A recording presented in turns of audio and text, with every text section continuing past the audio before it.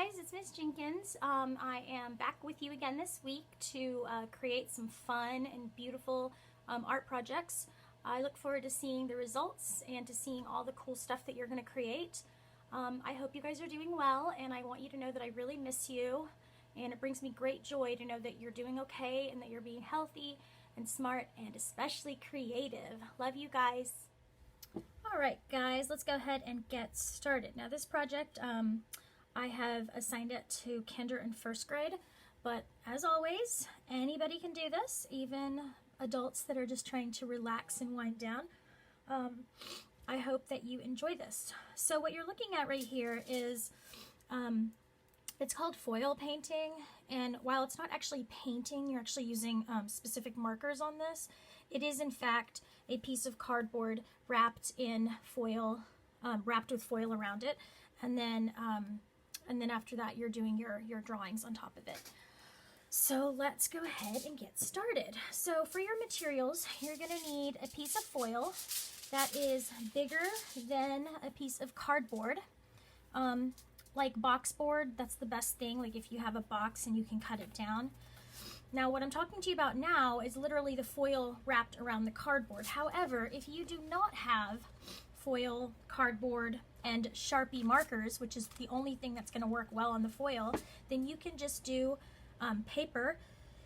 Excuse me. You can do just regular paper and markers, and you can essentially do the same thing, but just, you know, a little bit different, and I'll explain the difference in a bit.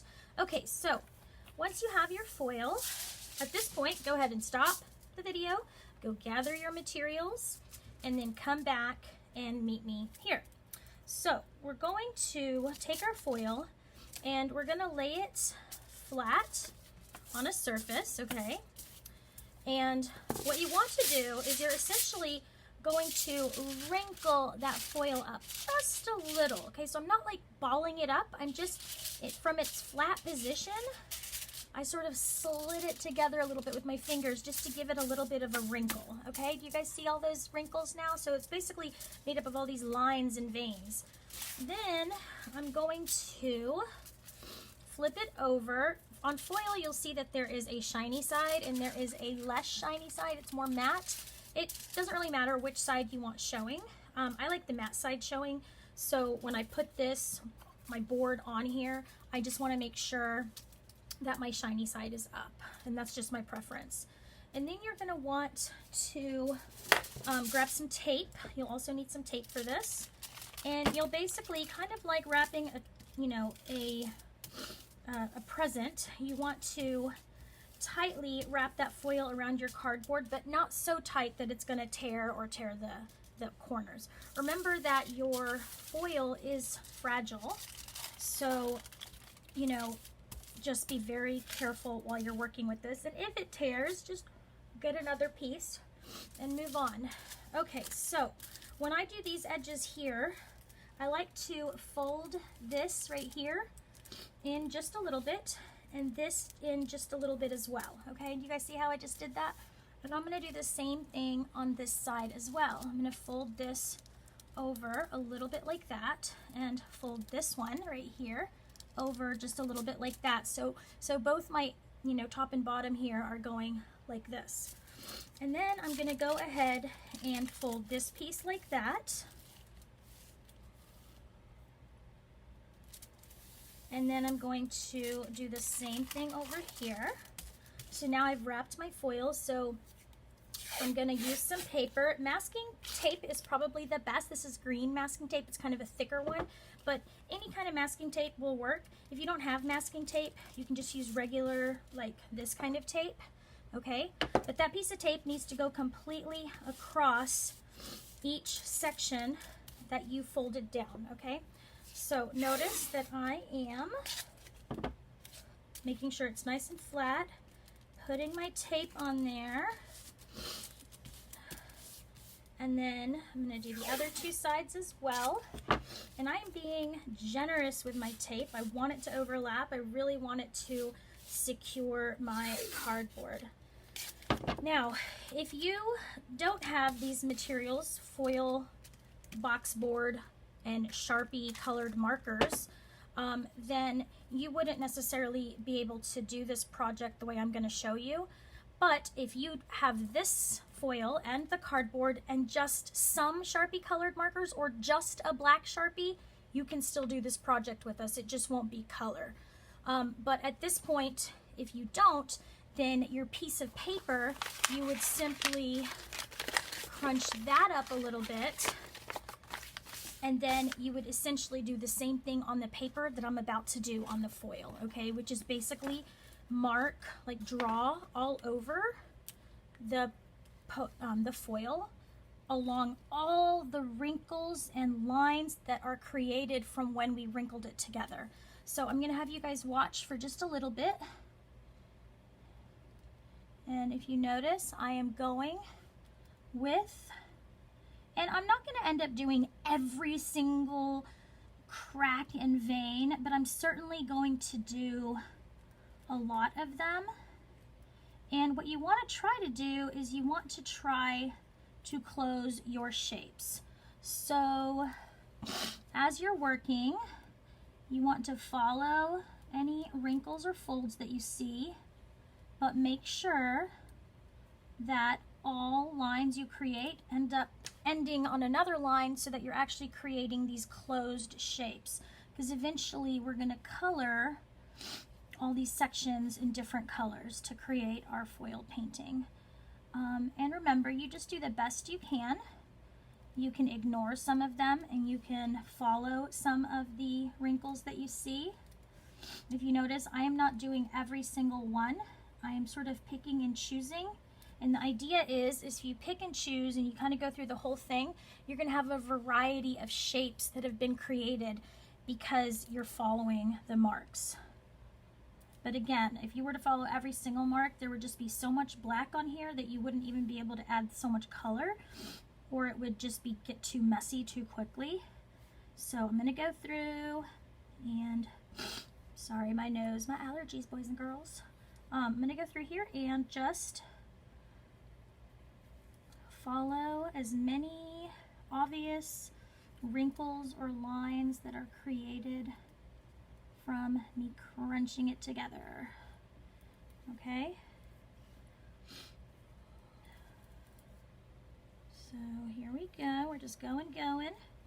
And you know, you're going to get more comfortable as you move along. You'll start to feel more confident and more comfortable with what you're seeing because you're not making anything up. You are simply following things that you already see happening in your project. You know, lines and marks that are already there that sort of lead you across your board. Okay, do you guys see what I'm doing? All right, so just continue. And at this point, you know, you can pause the video and get all your shapes and lines in there, and remember to close every shape. That means if you follow a line, you can't just stop. You have to end it somewhere so that now if you go around this space, you can see that it's completely closed, like it has a fence around that shape.